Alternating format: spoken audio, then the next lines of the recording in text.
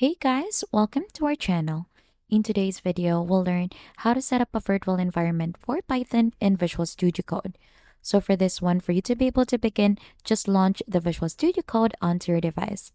Now, right after, you could go ahead and set this one up onto your terminal. So for you to be able to head onto terminal, just head here onto the upper part corner of the screen, onto these three dots, click onto that, and click onto terminal, and then click on your terminal.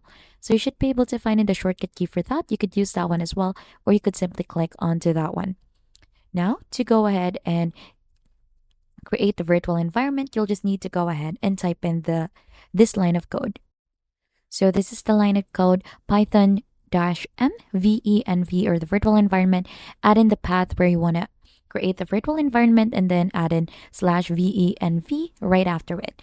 Then right after, you'll just need to click onto enter and you'll just have to wait for this one to be done. So right after that, once it is already done, you should be able to find in that specific folder here onto your location where you have added that. You should be able to find in something like this. And to go ahead and set up your interpreter, let's just open a sample Python file in here.